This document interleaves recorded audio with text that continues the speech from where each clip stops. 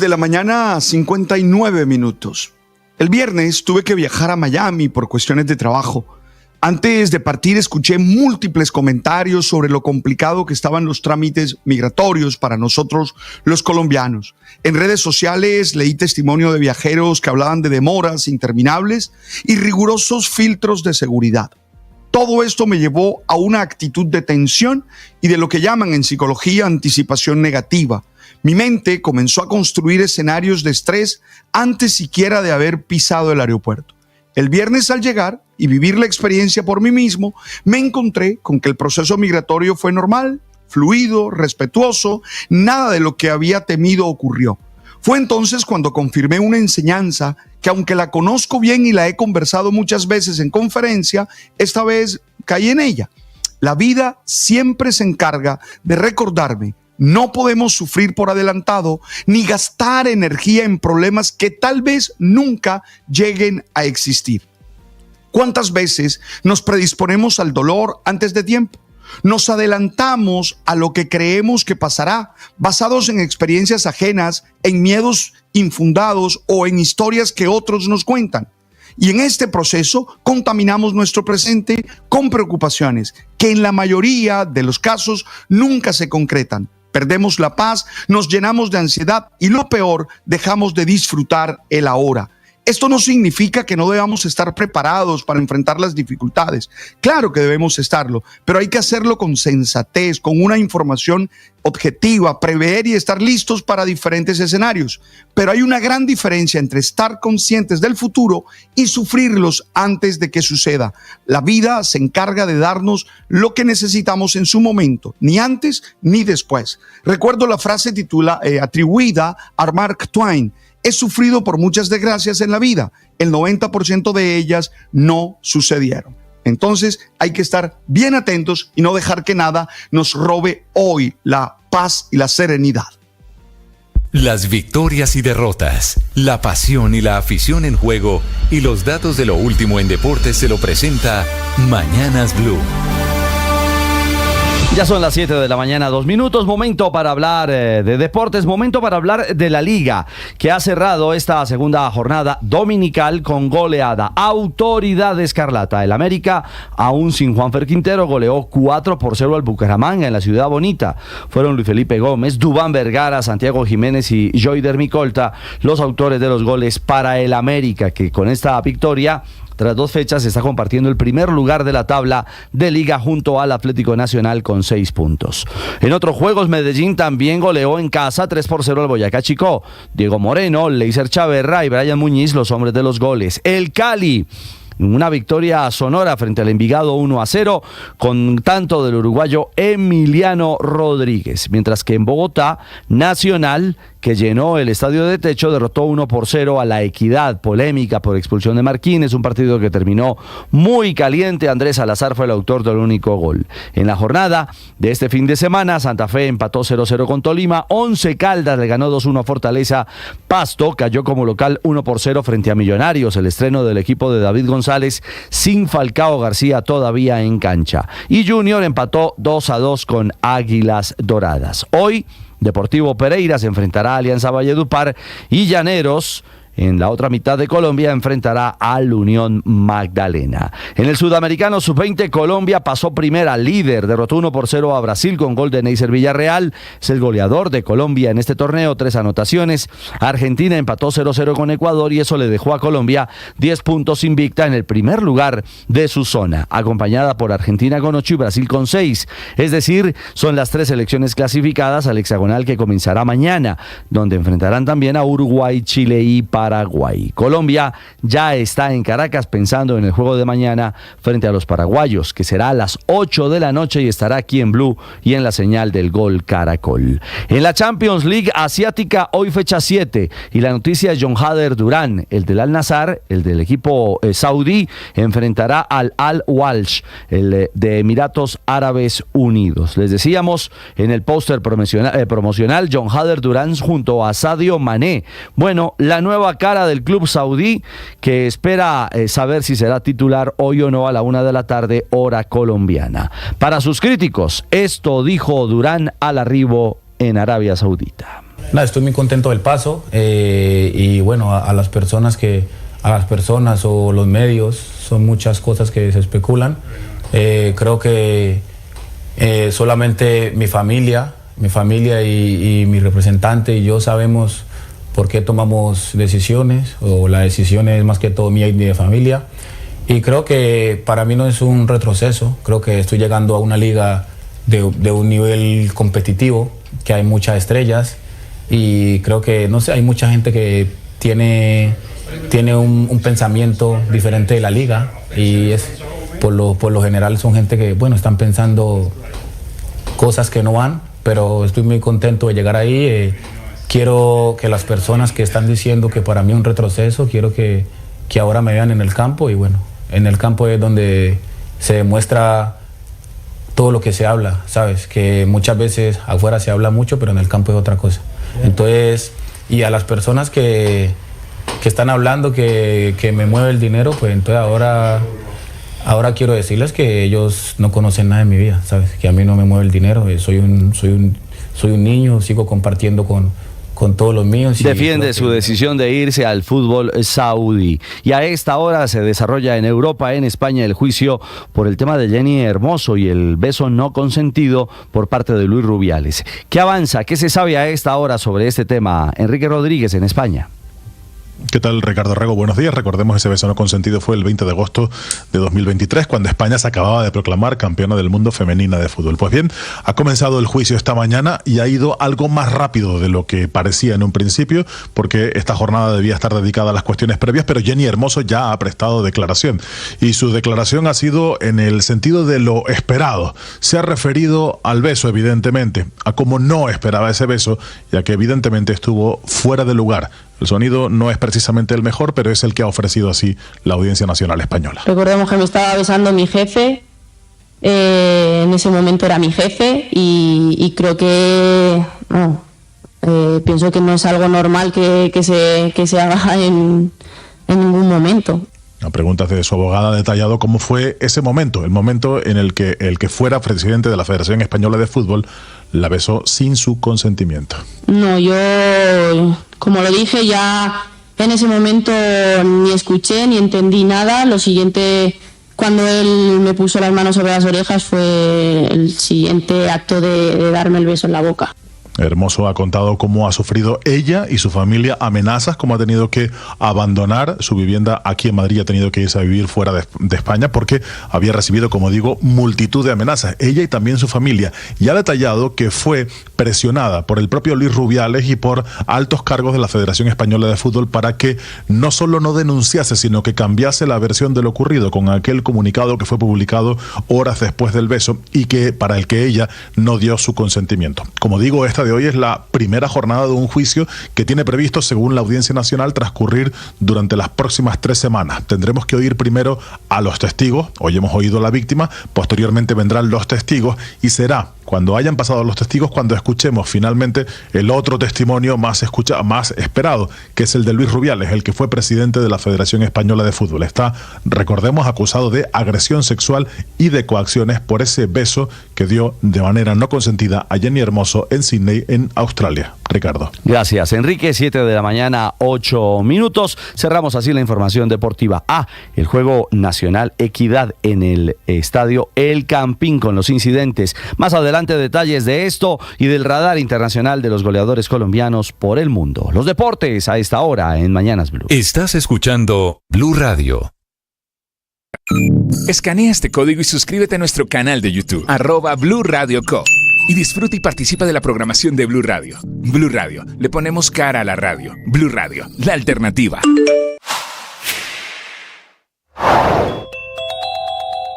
Hoy, lunes 3 de febrero, es el último día, la última oportunidad que tienen los gobiernos de Estados Unidos, de México y de Canadá para evitar la guerra comercial ya firmada por el presidente Donald Trump, que anuncia hoy un diálogo que va a tener con ambos, con la presidenta mexicana Claudia Sheinbaum y con el primer ministro canadiense Justin Trudeau.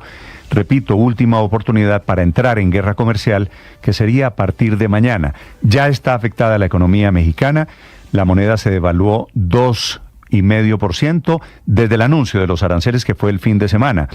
Tendrán arancel de 25% los productos que entren a Estados Unidos desde México y Canadá, y 10% arancel para productos chinos. China, que actúa con más cautela y anuncia que demandará a Estados Unidos ante la Organización Mundial de Comercio. Dice anoche, regresando a Washington, el presidente Trump, que esta será una guerra comercial dolorosa, pero justificada. 7 de la mañana, 10 minutos. Hay un terremoto hoy en todo el mundo, en Colombia inclusive, por la amenaza de Trump, Felipe, de que va a acabar con USAID. USAID es la agencia de Estados Unidos que tramita ayudas a ONGs, a agencias, a organizaciones, inclusive estatales, que no tienen nada que ver con temas militares. El argumento de Trump, y está tuiteando sobre eso también su mano derecha, el señor Elon Musk, es que USAID es manejado por lunáticos y que esos lunáticos han malgastado plata de Estados Unidos. Consecuencia de esta nueva política, pues muy extrema del señor Trump, están en riesgo decenas, centenares de millones de dólares que llegan, entre otras cosas, a ONGs que trabajan en Colombia temas de género, temas ambientales, temas de paz, a la JEP, a la Agencia Nacional de Tierras, un larguísimo etcétera. Agencias del gobierno, Néstor, ojo, porque el tijeretazo en Migración Colombia también es grande por cuenta de este recorte de USAID. A sindicatos en Colombia, medios de comunicación, es decir, la mano dura, el tijeretazo de Trump. ONGs, Camila, de tecnología, de trabajo de niños, de migración, de presencia del Estado en las regiones. También, por ejemplo, le voy a dar solo unos nombres, Néstor, de quienes trabajan con proyectos financiados por USAID, solo por mencionarle algunos nombres: Fundación Ideas para la Paz, la Fundación Paz y Reconciliación, el Instituto de Estudios para el Desarrollo y la Paz, la Ruta Pacífica de Mujeres, el Parque Explora, que tiene que ver tanto con tecnología y con inteligencia artificial en Medellín, la Federación Antioqueña de ONGs,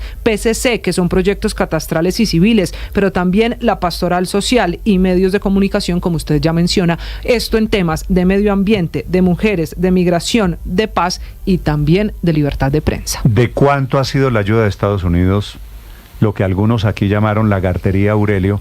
¿De cuánto ha sido la ayuda de Estados Unidos a temas no militares a Colombia en los últimos años? Mire, Néstor, hay una página que se llama, que la bloquearon, ¿no? Que se llama foreignassistance.gov, que es lo de asistencia extranjera.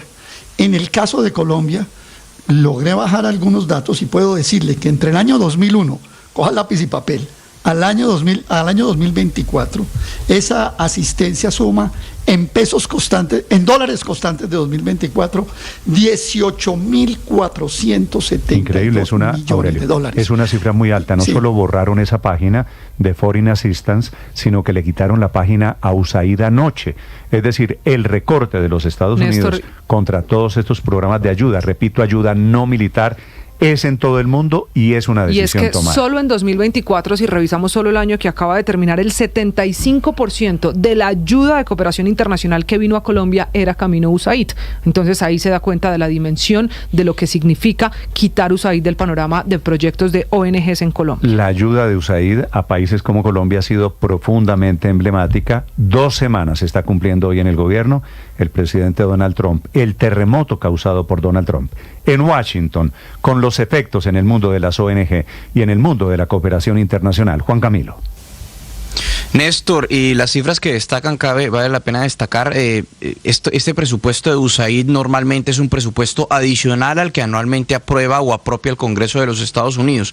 El año pasado fueron 260 millones de dólares para Colombia, en el 2023 habían sido 389 millones, 2022 349 millones, 2021 444 millones, y así principalmente para proyectos de asistencia humanitaria, pero también para, por ejemplo, proyectos de sustitución de cultivos, implementación del acuerdo de paz en Colombia, que son clave. Y que viéndolo a nivel global, pues Estados Unidos es el mayor donante de ayuda humanitaria en todo el planeta, 68.000 millones de dólares alrededor, ayuda global. Y esta ofensiva en contra de la agencia USAID se viene adelantando desde que el presidente Donald Trump, prácticamente desde su primer día, ordenando esa pausa en recursos por parte de los Estados Unidos para programas de asistencia en todo el planeta por un periodo de 90 días, pero ahora parece a haber una animadversión concretamente frente a USAID, porque consideran, en palabras del presidente Donald Trump, que ha sido liderada por, abro comillas, lunáticos. El multimillonario Elon Musk, que recordemos es quien está al frente de la llamada o del llamado Departamento de Eficiencia Gubernamental, ha dicho que era una agencia que prácticamente estaba siendo una agencia criminal que tenía que ser totalmente cerrada porque ellos decían que estaban financiando proyectos de izquierda radical, de ideología de género y radicales en varios países del mundo, que era una especie de agenda de izquierda radical la que estaba promoviendo esta agencia USAID.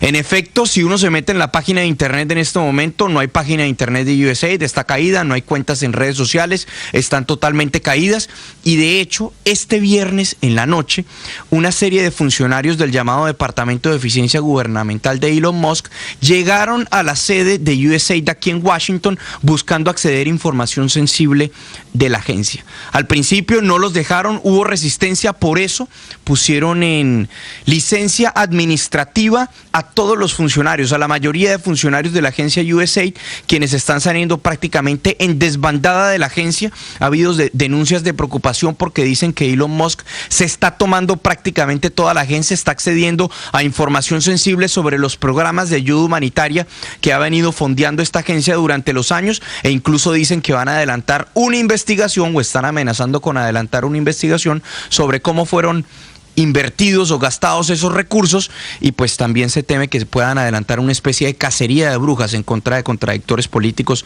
por cuenta de cómo fueron gastados esa plata de USAID, que recordemos, ya decíamos, Estados Unidos se considera el principal donante de ayuda humanitaria en el mundo con cerca de 68.000 millones de dólares, Néstor. Juan Camilo, gracias. 7 de la mañana, 16 minutos. Tiemblan muchas organizaciones no gubernamentales, tiemblan muchas agencias del gobierno. Catalina Escobar es fundadora y directora de una de estas ONGs que se llama Macaya, que ha estado reuniéndolas, que promueve a estas organizaciones a conseguir recursos en este mundo de la cooperación internacional. Catalina, buenos días. Néstor, buenos días a ti, a todo el equipo de trabajo y a todas las personas que nos están escuchando. Catalina, este recorte de Trump que está arrancando con el argumento de que son lunáticos, de que este mundo de USAID es el mundo de una organización criminal, como la llama Elon Musk, ¿a usted cómo le parece? Pues Néstor, realmente es una locura, es una medida totalmente extrema hacia la cooperación internacional y hacia la percepción de lo que hace la cooperación internacional en el mundo. A ver, es normal que cuando un nuevo gobierno entre, haga su plan de desarrollo, establezca sus metas, sus estrategias, replantee o alinee los intereses nacionales con los intereses internacionales. Pero esto está siendo una medida totalmente extrema, no solo por las acciones relacionadas con pausar los recursos a nivel global, como decían ustedes ahorita en la introducción, sino por esta ola de desinformación y de mensajes que se están publicando en redes sociales sobre lo que es la cooperación internacional y lo que es la ayuda al desarrollo. Estos mensajes pueden ser muy dañinos para lo que se hace a nivel global y para la percepción dentro de Estados Unidos de lo que hace Estados Unidos por fuera de Estados Unidos. Sí. Catalina, quisiera preguntarle por una tesis muy extendida en Estados Unidos que veo también repetida, bueno, en el mundo y en el mundo de las redes sociales, de que detrás de la cooperación internacional hay un tema ideológico y que la cooperación internacional es un tema de izquierda y que temas de identidad y de género están detrás de USAID. ¿Eso es cierto? A ver, la cooperación internacional antes yo creo que sería lo más neutro a nivel global desde todo punto de vista, porque lo que busca es el desarrollo de las comunidades, el desarrollo social, económico, ambiental, la reducción de la pobreza, y yo creería que en eso todas las personas del mundo estamos de acuerdo en que queremos un mundo más próspero, un planeta más saludable, etcétera. Lo que pasa es que cuando entra un gobierno con su propia ideología, cualquier cosa que vaya en contra de esa ideología la va a ver como algo que va en contra de sus intereses, y eso es lo que está pasando. Entonces, como puede haber temas puntuales alrededor de la promoción de la equidad de género, por darte un ejemplo, que se está promoviendo con la cooperación internacional, entra un gobierno de Donald Trump donde elimina toda referencia al fortalecimiento de la equidad de género, pues entonces ahí es donde hay un choque de intereses y filosóficos, pero está netamente originado por una filosofía de gobierno, de pensamiento y política del gobierno de Donald Trump. Entonces eso es lo que causa ese conflicto. Ustedes se han encargado en estas últimas horas de mapear, de hacer un recuento. ¿Cuántas organizaciones no gubernamentales hay en Colombia que reciben plata de USAID, o USAID entrega dineros a cuántas entidades, inclusive oficiales o no oficiales necesariamente, Catalina? Néstor, no tengo el dato de a cuántas organizaciones les entrega recursos y ya te voy a explicar un poco por qué, pero para darte una cifra para que entendamos la magnitud del reto. Nosotros efectivamente desde Macaya lo que hemos empezado a hacer es generar mucha información para dar algo de luz en este momento, porque es que a una organización, a una ONG, le llega un comunicado y le dice: a partir de hoy tienes que pausar todas las acciones que están haciendo en territorio. Esto es muy confuso y las organizaciones no saben qué hacer. ¿Eso qué quiere decir? Que tengo que pausar todo, que todavía puedo tener algunos gastos, algunos costos, no saben. Entonces la semana pasada hicimos un webinar informativo sobre este tema con un par de expertos para dar luces a las organizaciones, y solo para darte una idea se registraron 1.200 personas. Esto no quiere decir que sean 1.200 ONGs, pero fue una sesión informativa que organizamos en menos de 48 horas y mira la cantidad de gente que se registró, porque hay muchas organizaciones confundidas, son miles de organizaciones, incluyo a Macaya. Nosotros también tenemos recursos del gobierno americano para diferentes proyectos. Entonces es un ejercicio que tendremos que hacer para mapear no solo las organizaciones impactadas, el trabajo de base impactado, sino, Néstor, acá hay otro tema muy importante y son los empleos que se están perdiendo, porque entonces las personas que trabajan en estas organizaciones pueden estar también perdiendo sus empleos en este momento. Y te aclaro porque es difícil de mapear este tema y habrá que hacerlo a través de algunas series de campañas y comunicaciones. Es porque los recursos de USAID en Colombia no necesariamente entran directamente a las organizaciones sociales, a las entidades de gobierno, sino que a veces entran a través de algunas organizaciones, lo que se llaman las ONGs internacionales, que intermedian la entrega de esos recursos. Entonces esto es toda una cadena de organizaciones que estamos siendo impactadas y por eso no es tan fácil de mapear. Además, como decían ustedes ahorita en la introducción, el sitio web de USAID o USAID está caído desde el sábado. Entonces no se puede buscar absolutamente nada de información relacionada con los desembolsos, con la plata que ha girado a Colombia. En este momento estamos ciegos en cuanto a la información presente y pasada de las acciones de USAID en Colombia, porque la caída o la bajada de este sitio web se le suma a la campaña de desinformación. Claro, doctora Escobar, pero ¿es posible saber a qué sectores o qué temáticas les afecta esta decisión del gobierno de Donald Trump? Muchos de estos proyectos están relacionados con la paz, pero no son los únicos. ¿La plata de USAID en Colombia servía para qué temas?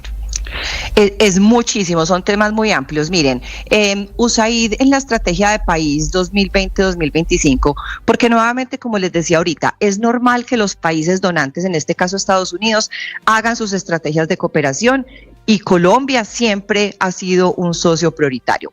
Entonces, la estrategia de cooperación para Colombia 2020-2025 tenía varios objetivos, entre ellos, consolidar los logros del acuerdo de paz, creando oportunidades, mitigando violencia, expandir la presencia y efectividad del Estado en zonas que no eran alcanzadas, promoviendo la participación ciudadana y creando confianza, promover crecimiento económico sostenible, ampliando las economías lícitas y temas también de medio ambiente.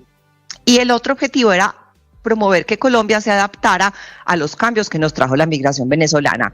Entonces aquí cabe de todo, caben temas de migración, de apoyo a la población migrante en Colombia, fortalecimiento de organizaciones sociales, derechos humanos, temas de paz, seguridad, reforma rural, toda la implementación del acuerdo de paz, un tema de desarrollo económico rural sostenible, por ejemplo, apoyo a pequeños caficultores y cacaoteros que están tratando de tener sus economías lícitas para sustituir otro tipo de cultivos y economías ilegales, un tema de asistencia humanitaria, medio ambiente.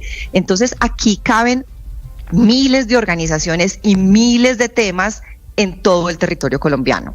Sí, doctora Escobar, esto significa que mientras la suspensión de la plata ha sido por 90 días, está el presidente Donald Trump, pero también Elon Musk, hablando de la muerte definitivamente para USAID. Si definitivamente no vuelve USAID a Colombia con la cooperación y la plata que Estados Unidos por años ha dejado en Colombia, ¿estas organizaciones van a desaparecer? ¿El único camino será desaparecer? A ver, vamos por partes. Lo primero, efectivamente la pausa es una pausa en teoría de 90 días y el comunicado que llegó es que es una pausa de 90 días. ¿Qué puede pasar durante esos 90 días o después de esos 90 días? Que haya programas que digan, seguimos los programas como estaban. Puede que haya otros programas que digan, seguimos los programas pero con estos cambios. Y otra posibilidad es que digan, terminamos estos programas porque no se alinean con los intereses de Estados Unidos. Que las organizaciones van a desaparecer, creo que esa también es una visión muy extrema y tal vez muy categórica del problema. ¿Por qué lo digo? Porque puede haber de todo. Hay organizaciones que dependen mucho de esta ayuda, hay otras que dependen poco de esta ayuda. Entonces, si miramos esto como un espectro, hay unas que se van a ver en serios problemas porque tienen el 70, 80, 90 del presupuesto atado a proyectos de USAID. Pero hay otras que puede que tengan el 10, el 15, el 20% del presupuesto atado a proyectos de USAID. Entonces no podemos decir que todas van a desaparecer o que muchas van a desaparecer. Eso estaría por verse. Lo que sí te puedo asegurar es que el impacto es grande en los presupuestos de las organizaciones, en el impacto de esas organizaciones en el territorio, y en los empleos que estas organizaciones tienen, pues obviamente porque tenemos Catalina, empleados y personas que trabajan en estos proyectos. Sumacaya en particular, por ejemplo, ¿cuánto dinero recibía de Estados Unidos al año? Tenemos 5 proyectos impactados, eso es lo que te puedo decir en este momento, y esos proyectos eran para fortalecer jóvenes, para fortalecer organizaciones sociales, temas de equidad de género, pero así como nosotros, pues son muchas organizaciones que tienen uno o varios proyectos impactados en este momento. De acuerdo. Ahora, la última pregunta es, ¿y qué le pasa a Colombia? Suspendida la ayuda de USAID, acabado USAID, acabado el giro, el chorro ese de dinero que entregaban desde Washington. Pues lo que debería pasar es que el propio Estado entre a suplantar algunos de los recursos de la cooperación. La teoría de la cooperación y la del desarrollo. ¿El propio Estado Colombia? Claro. No hay ninguna, pero ¿con qué plata? No hay ninguna posibilidad. Eso, a ver, por eso te estoy diciendo, eso es lo que dice como la teoría de la cooperación, que en teoría cada estado debería ser autosuficiente para promover el bienestar de sus ciudadanos. Uno esperaría que entren otros cooperantes un poco a suplir ese hueco que se podría dejar, que la filantropía privada, que la empresa privada también pueda entrar a suplir ese reto que nos va a dejar, porque estos recursos son fundamentales para el desarrollo de muchas comunidades. Sí, señor Escobar, más allá de la parte estrictamente económica, ¿cómo los impacta a ustedes eso? Digo, en términos de planificación, de asistencia, de know-how, de compartir conocimiento y de ayudarles a ustedes a planificar. ¿Cómo son esos otros impactos no cuantificables, no medibles, pero sumamente importantes? Pues uno de esos impactos son, por ejemplo, que si uno en enero le dicen ya no van a recibir tantos recursos, eso automáticamente cambia todo lo que se planeó el año pasado, porque todas las organizaciones hacemos un presupuesto anual y ese presupuesto el 24 de enero acaba de cambiar radicalmente. Entonces esto inmediatamente cambia todas las proyecciones, todas las cifras. Dicen que hay ONGs, Catalina, que ya están despidiendo gente. Sí, claro, hay muchas organizaciones, no solo en Colombia, sino en Estados Unidos y en otros países del mundo que ya están despidiendo gente. Lo que pasa es que, miren, la notificación de parar el trabajo llegó el 24 de enero y fue una notificación donde no había muchas claridades sobre qué era lo que había que hacer. Le decían a uno, tiene que reducir su trabajo a los costos mínimos y tiene que parar todas las acciones que está realizando en territorio. Entonces, con esa incertidumbre, muchas organizaciones lo que hacen, al no saber qué es lo que se les va a pagar en estos 90 días, tienen que despedir personas. Por eso les comentaba anteriormente que el impacto en los empleos, desde mi punto de vista, va a ser un impacto posiblemente más silencioso en el corto plazo, pero que lo vamos a sentir, porque miles de personas también se van a quedar sin empleo durante estos 90 días y posiblemente después. De acuerdo, es que se había convertido este mundo de las ONG en un sector también económico. Gracias, Catalina, por la explicación, muy amable. Muchísimas gracias a ustedes. Gracias. Es Catalina Escobar de la Fundación Macaya, hablando sobre la suspensión o eliminación, mejor, primero de USAID, y en consecuencia el terremoto que se está causando en el mundo de la cooperación internacional, que se queda sin los fondos y sin la financiación norteamericana. Estás escuchando Blue Radio.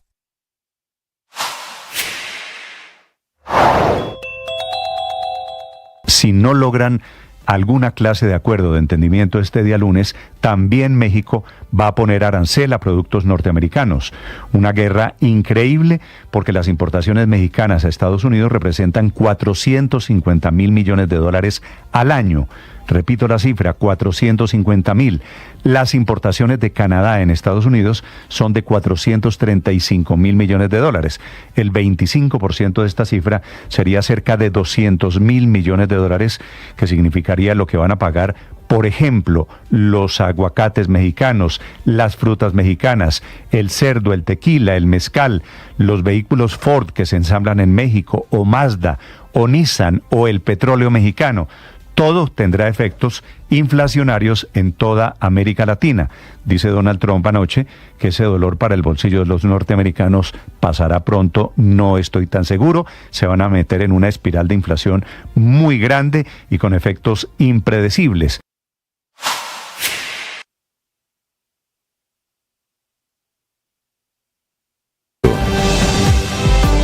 Ahora 7 de la mañana, 32 minutos. Felipe, a propósito del señor Trump, el presidente de los Estados Unidos, y del presidente de Colombia, Gustavo Petro. Consulto esta mañana con algunas de las firmas que hacen cruceros en, desde y para Colombia. Ajá. Por ejemplo, Royal Caribbean, Emerald Cruises, Planters Cruises, Explora Journeys, Mundial de Cruceros. Nadie, ninguna de las empresas de cruceros, ha hablado con absolutamente nadie del gobierno sobre la idea del presidente Petro de traer deportados a través de cruceros. Quieran, Néstor, hay un crucero directo a Estados Unidos, Cartagena, por ejemplo. Entonces, lo primero, Felipe, que tendrán que hacer en el gobierno es hablar con la gente de cruceros. Si el presidente Petro dijo que quieren traer, y me imagino que no es una idea suelta al garete del presidente Petro, yo me imagino que tendrán que hablar con alguien de cruceros. Ahora, ¿han hablado con alguien de cruceros? No. Les pregunto a las empresas, Felipe, ¿han hecho cotización cuánto vale cada migrante colombiano deportado? Se necesitan además autorizaciones de los puertos. ¿Dónde los van a poner, por ejemplo? Claro. ¿Los van a poner en California? ¿Los van a poner en Florida? ¿Usted pensaría que eventualmente embarcaciones de la Armada Nacional podrían servir para ese? Claro, yo creo que a eso es a lo que se refiere el presidente Petro, porque es que lo de los cruceros comerciales es impensable, Néstor, porque estos cruceros paran en distintas partes la naval colombiana, de aquí a que lleguen a Colombia. Marítima colombiana. Yo también pensé, yo dije, contratar cruceros, eso es inimaginable. ¿A quién se le ocurre? Se quedan en cualquier otro puerto, Néstor. Néstor, se quedan en cualquier otro puesto. Tú sabes que eso va de puerto en puerto, ¿verdad? Y si es en uno comercial, correríamos el riesgo de que se queden en alguno de los otros puertos a los que lleguen. Padre, estamos de acuerdo en que lo de los cruceros, pagando ¿cuánto? $2,000 más o menos por cabeza. No. Eso es impensable, ¿cierto? El año pasado. Pagando lo que sea. Eso alquilar un crucero para traer los migrantes, Néstor. Es inviable, desde todo punto de vista. Víctor, haga la siguiente cuenta. El año pasado, entraron a Colombia 54,000 migrantes ilegales deportados desde Estados Unidos. Si un crucero vale mal contado más o menos 2.000, ¿cuánto nos vale traer otros 54.000 deportados este año? Más o menos. 100 millones de dólares, 110 millones de dólares. Bueno, ok. Entonces, tenemos 110 millones de dólares este año. Néstor, es que no los tenemos, por supuesto. Eso es medio billón de pesos, para que lo entendamos bien. Medio billón de pesos en apretón fiscal. Entonces, si no es a través de cruceros, Luis Ernesto, yo supongo, es a través de barcos de la Armada Claro, colombiana. pero entonces eso no sería crucero, porque el crucero es paseando. La palabra crucero fue la que utilizó el presidente Pedro. Claro, el crucero es paseando. A un barco.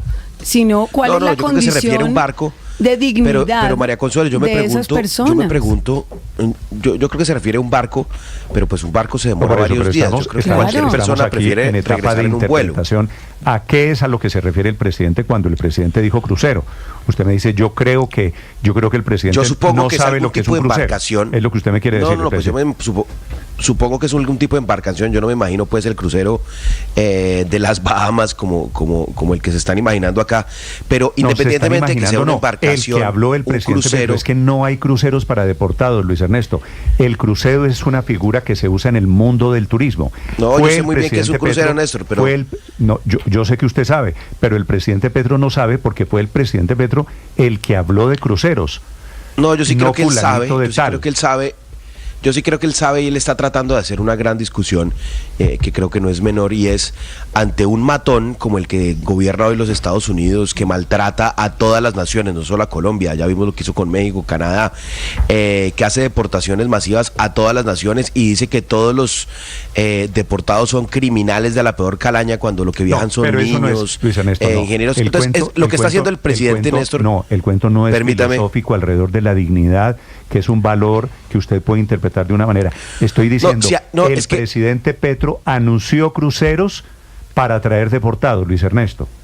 Néstor, el cuento no es filosófico de la dignidad. El presidente de la República anunció cruceros para traer Néstor, deportados.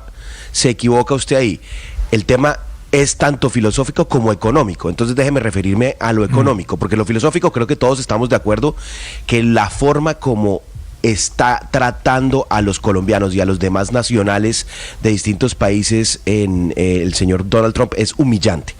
Pero dicho esto, la pregunta es ¿qué es lo mejor para esas personas que regresan a su país? Le pregunto. Lo mejor es ¿qué es lo mejor? Le pregunto ante la condescendencia de su interpretación, le pregunto ¿en qué cambia en asuntos de dignidad que vengan en un crucero y que no vengan en un avión?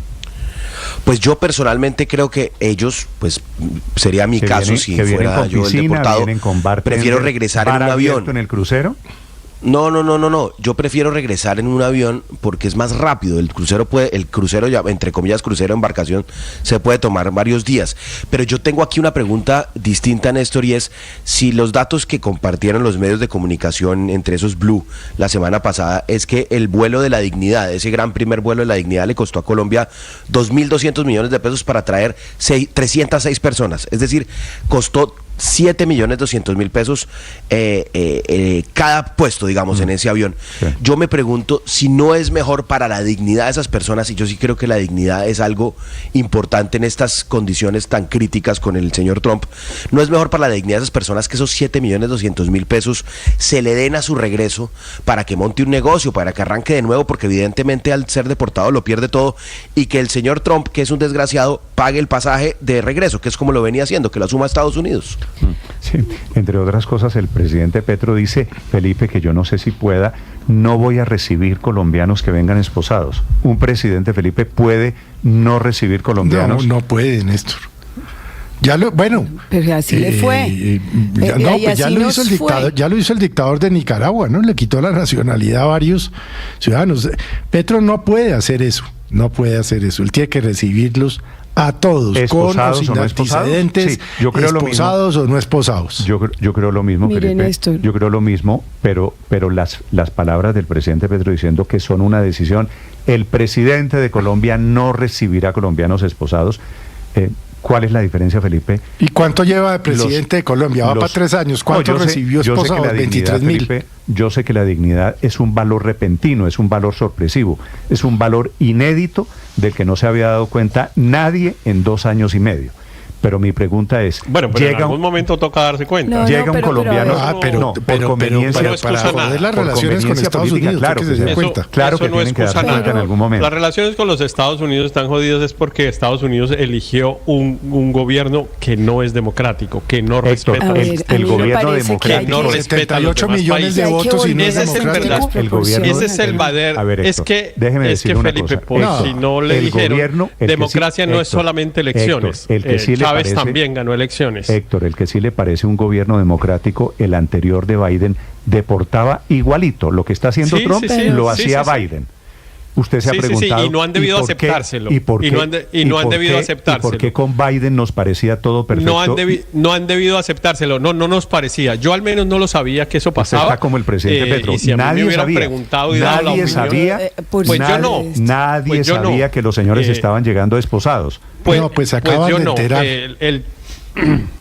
Yo sí, el trato que le dan a los deportados, de la manera como los deportan, es evidentemente indigno, no cumple con los protocolos internacionales, y los países que lo reciben pues deben hacer cumplir esos protocolos.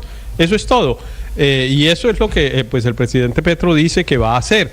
Vamos a ver si lo consigue. Ustedes dicen sí puede de una manera, que es no autorizando el despegue de un avión con destino a un aeropuerto de Colombia con personas en esa circunstancia. Si el avión está autorizado, como ya lo hizo, mire lo que pasó. Entonces no los dejamos ni siquiera volver a su propio país. Ver, o sea, Héctor, eso sí es más indigno que cualquier cosa. Héctor, perdóneme, usted que es un muy... A ver, por Dios. Héctor, usted es un lo muy mínimo ilustre. es poder llegar a su país y que lo reciban en su país. Héctor. Es que negarle la posibilidad a colombianos de volver al país de donde son nacionales. No, pero es que las personas no son libres. Pero Héctor, si fueran libres y el gobierno colombiano les negara la posibilidad de la entrada, pues evidentemente estaría incumpliendo una norma de derecho internacional. ¿Qué dice el artículo 24 de la Constitución en Colombia, Héctor? Los colombianos tienen derecho a circular libremente por el territorio nacional, entrar y salir de él, permanecer y residenciarse en Colombia. El presidente de Colombia no puede, usted lo sabe mejor que yo, no puede decir, ¿cómo viene el señor Pepito Pérez esposado? No me lo reciben. Este no es un país entonces para dejar entrar a los colombianos. Bien. Le insisto, Néstor, es que el punto es el avión. Cuando un avión sale con destino a un aeropuerto de Colombia, las autoridades colombianas autorizan el despegue y autorizan su aterrizaje. Si el avión no cumple las condiciones, pues el avión no despega, no sale del país de origen. Entonces déjelo en cárceles de Estados Unidos, donde ellos dicen, pero los cumplió el año pasado y ahora no. Déjelos en cárceles de Estados Unidos, que allá seguramente sí hay más dignidad. Claro, es que no son libres. Héctor, ¿a usted le parece que es más digno entonces dejarlos en las cárceles, en las cárceles de Estados Unidos? Felipe, estoy un poquito aterrado de la cantidad de gente. No me defiendan así, pues. A ver, padre. La cantidad de gente aquí en esta fila, encabezada por el presidente Petro, Riveros inclusive, que nunca se enteraron que el año pasado pasaron 54.000 colombianos que entraron esposados. O sea, esto es increíble. Tan informados que viven el presidente, Riveros, todos, Felipe, y no vieron nunca a los deportados que vienen esposados. No. O sea, en el gobierno Biden no los vieron. Los están viendo en los Obama tampoco. Y Felipe, y Clinton, y Bush, y todos los presidentes. Yo le repito la cifra del año pasado, 14.000 colombianos deportados de Estados Unidos. La inconsistencia de Petro frente a lo de Biden y lo de Trump es evidente, sobre eso no hay discusión. Pero Néstor, me parece que volvimos a la época de volver a interpretar a Forrest Gump.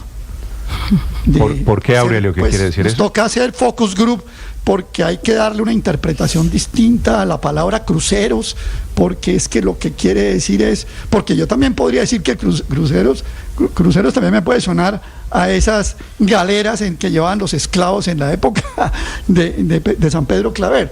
Entonces, Néstor, eso de los cruceros, dice Petro en la entrevista, 6.000 en cruceros. Por favor, eso es del mismo autor, ¿cómo es que dicen? Del mismo autor de un tren eléctrico de Barranquilla a Buenaventura elevado. Pero además, Aurelio, si eso llegara a ser cierto, ¿cómo saca usted un crucero desde El Paso, Texas, por ejemplo? No, pero además... Que no tiene... No, claro, tiene que pasar el canal. Si va a Cartagena, tiene que pasar el canal de Panamá o los dejan en Buenaventura. Y en Buenaventura llegan y... No, pero además un crucero es un barco. Cogen el tren aéreo y los lleva a Barranquilla. Pero es que, a ver, un crucero, por definición, es un barco de pasajeros que realiza viajes de placer y van parando en diferentes puertos para hacer turismo.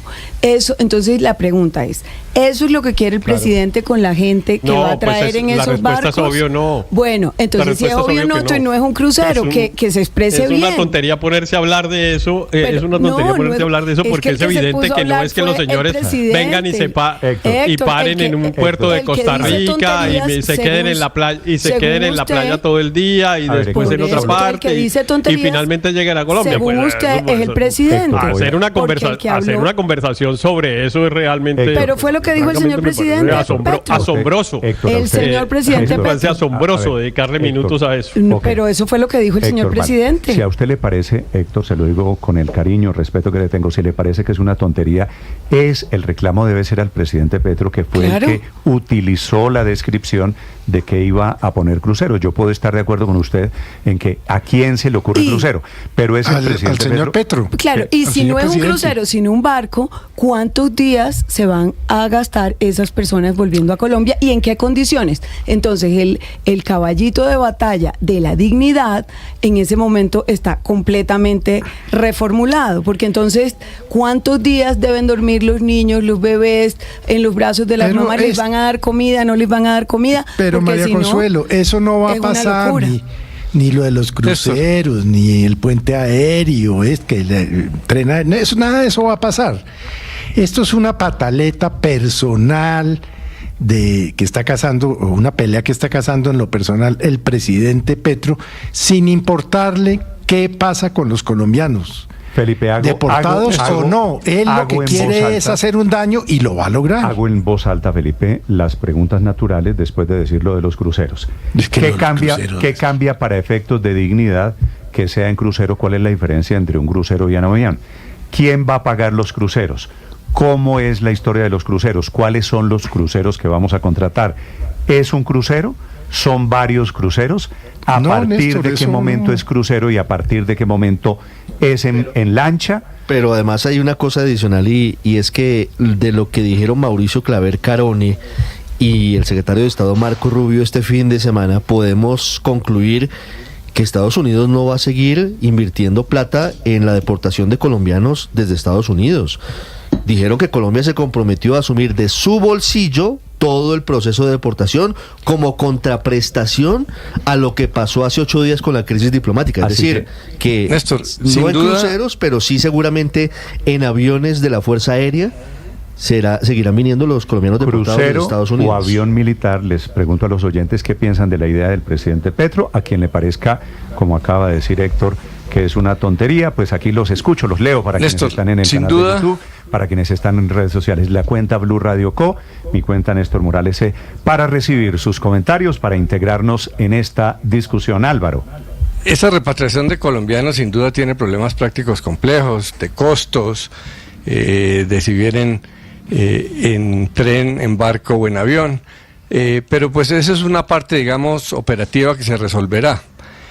Tiene la otra parte compleja para un país como Colombia. Colombia no es cualquiera en materia de inmigración. Primero, ha dado ejemplo con Venezuela. Segundo, ha tenido muchos problemas de delincuentes que llegan a Estados Unidos y esos platos rotos los pagamos todos los colombianos inmigrando. Para nosotros viajar es complicado. Y tercero, somos una de la población importante allá, pero tenemos que decidir qué posición toma Colombia, más allá de pelear con Estados Unidos o no, que está claro que las peleas entre países pues no, se deben minimizar, para eso está la diplomacia. El hecho es que en Estados Unidos están planteando una tesis, que los inmigrantes latinoamericanos, el presidente Trump lo lleva al esquema, al extremo de decir que comen gatos y perros, que los mexicanos son violadores, y estos países tienen que aceptar esa realidad, pero ver cómo la manejan. Y el tema de dignidad no es un tema de izquierdas, es un tema, además Trump solo entiende el lenguaje de fuerza. Y como continente, todos los países van a terminar algo en eso. Y eso de las esposas, que aparentemente es una tradición, pues sí es complicado, porque muchos colombianos van a delinquir, pero muchos no van. Y tenemos un país que dice, el otro día recordaba Aurelio, el 50% de la gente se quiere ir. Entonces es un problema complejo que hay que manejar sin política.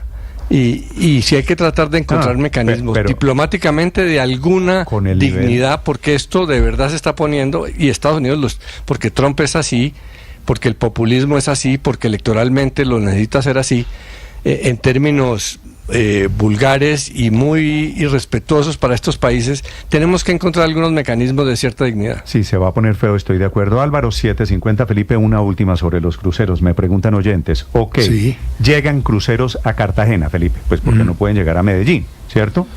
En Cartagena sueltan los señores colombianos deportados en los cruceros, suponiendo que vienen los cruceros. ¿Qué hacemos? Aviones a todas partes del país para traer a los cruceros a los deportados. Pero esa misma pregunta sería si llegan en un avión a Bogotá, porque no todos son de Bogotá y unos van para Cali, otros van para Medellín, otros van para Pereira. Esa es la misma pregunta. Todas las preguntas que sea para dañar la idea, pues realmente lo que muestran es una intención, pues, de distorsionar una cosa. La idea no necesita ser dañada, es malísima. La que usted está defendiendo. No necesita que nadie la dañe la idea. Es que es una cosa completamente absurda, y tanto que usted me estaba diciendo ahorita que conversar sobre eso sería una estupidez y una tontería. Entonces, pero lo dijo el señor presidente. Es que los iban a traer en un barco.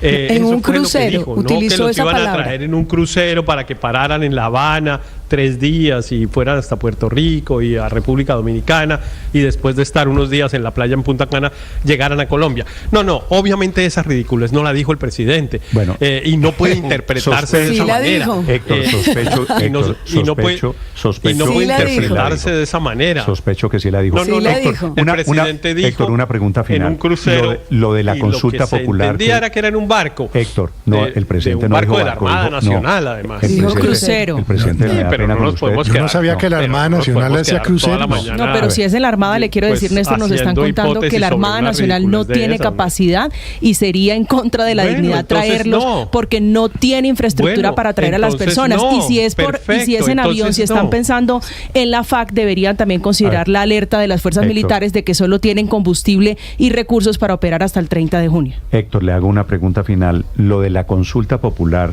que propone el presidente Petro, ¿también le parece una tontería?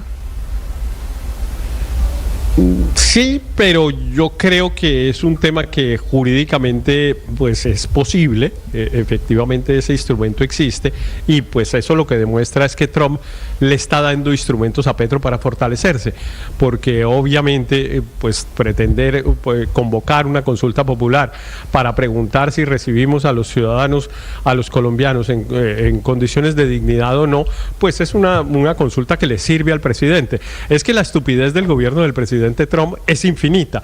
Realmente es una cosa asombrosa la cantidad de, primero, arbitrariedades y abusos que comete, pero además de cosas que van a producir el resultado exactamente contrario del que pretende producir. Si lo que quiere es debilitar al presidente Petro, pues lo está fortaleciendo, y lo va a fortalecer si continúa en esta circunstancia. A mí me llama la atención que le recortaron el presupuesto al Consejo Nacional Electoral la semana pasada en un 60%, pero ahora quieren hacer una consulta popular.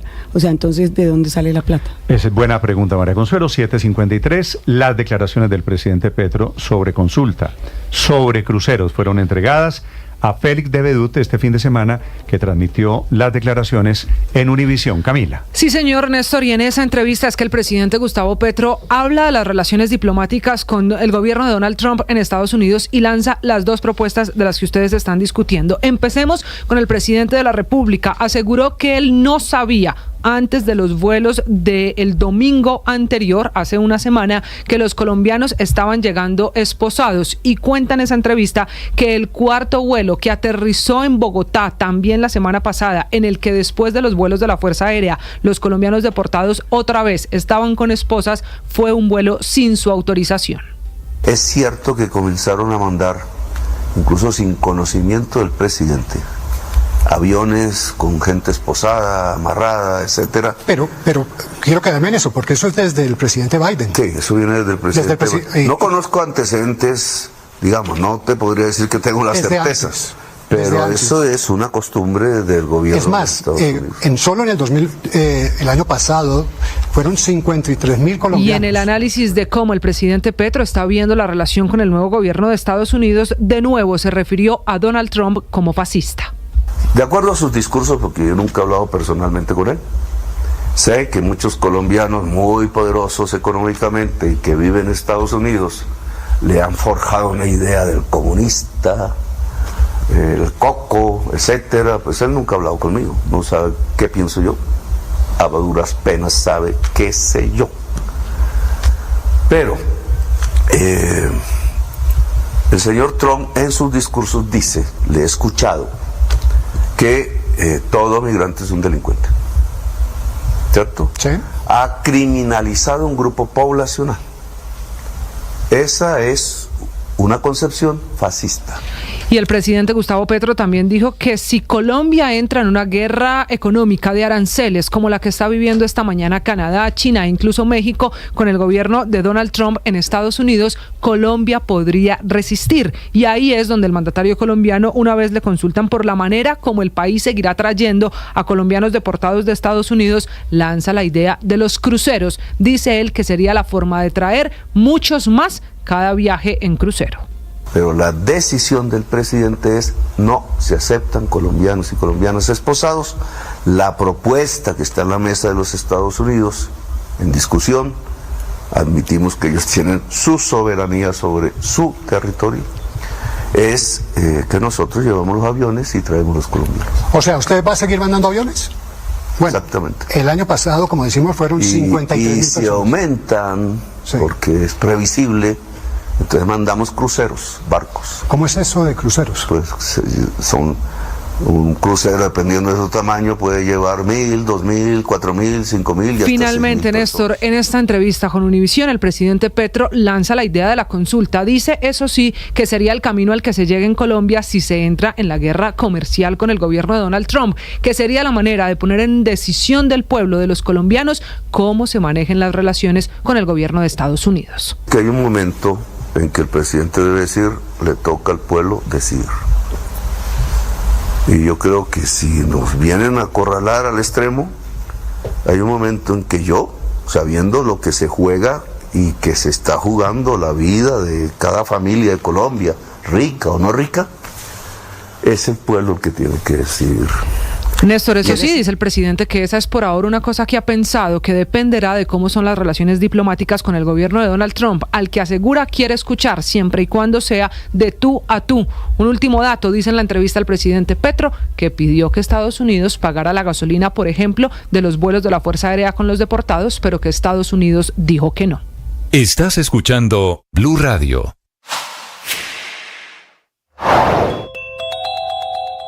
Crece la crisis en el sector eléctrico y crecen también las advertencias de un posible desabastecimiento, llamado que hace en las últimas horas el Grupo EPM, Grupo Empresas Públicas de Medellín, que además de su casa matriz en Antioquia, tiene también filiales regionales como la CHEC en Caldas y en Risaralda, la CENS en norte de Santander, EDEC en el Quindío, esa Santander y obviamente Afinia en la costa Caribe, que de todas sus filiales es la de mayores números rojos y la que está a punto de apagar completamente su operación, según consta en una carta del ministro de Minas y Energía, Omar Andrés Camacho, Esta a quien le reitera Blue, el Grupo EPM. Más que radio. Doctor Felipe Harman, director de la Agencia Nacional de Tierras. Buenos días, doctor Harman. Néstor, buenos días, un cordial saludo a usted y a toda la mesa de trabajo. ¿Para dónde va? En este momento vamos para el Catatumbo, estoy en el aeropuerto de Cúcuta. ¿Qué comienza hoy, doctor Harman, emitidos los decretos de conmoción exterior? ¿Qué está comenzando en el Catatumbo con el tema de la expropiación, del tema de tierras? Bueno, nosotros establecemos un plan de choque. Ese plan de choque tiene que ver, uno, con formalizar tierras. Sabemos que incluso muchos de los campesinos han podido retornar, algunos no tienen las garantías y las condiciones para volver a sus territorios. Hemos definido un esquema mixto en el que estos campesinos pueden pedir la protección de su tierra e iniciar el título, la ruta del título y la formalización. Hemos dispuesto de un equipo extraordinario de 50 profesionales que van a acompañar la región en 4 núcleos de formalización en el marco de la implementación del decreto presidencial. Y en el tema de compras, hemos dispuesto alrededor de una capacidad de compra de 3.000 hectáreas aquí en estas zonas circunscritas para afianzar un programa que hemos denominado Fincas para la Paz. ¿Compras quiere decir expropiación? No necesariamente, Néstor. Nosotros vamos a arrancar con las ofertas voluntarias que tenemos en la zona. Lo que estamos usando y lo que nos permite el decreto es avanzar en que esas compras sean en el marco de la 1523, que es la Ley de Gestión de Riesgo, y no en el marco de la Ley 160, que es la ley agraria, teniendo en cuenta las consideraciones humanitarias del sector. Pero en este momento nos estamos concentrando en las ofertas voluntarias que sus propietarios le han puesto en consideración a la agencia. ¿A cómo están pagando hectárea en el Catatumbo, doctor Harman? Bueno, lo que es los avalúos comerciales, ese es el tema. Pero usted me imagino que tiene una cifra ya en la mano. Sí, aquí en Tibú hemos hecho varios avalúos, son alrededor de 10, 12 millones de pesos hectárea en las zonas de Tibú, en las zonas que son titulables del Tibú. ¿Y a quién, pero pues evidentemente, ¿y a quién le van a ofrecer comprar tierras o a quién van a expropiar? Es la pregunta. No, en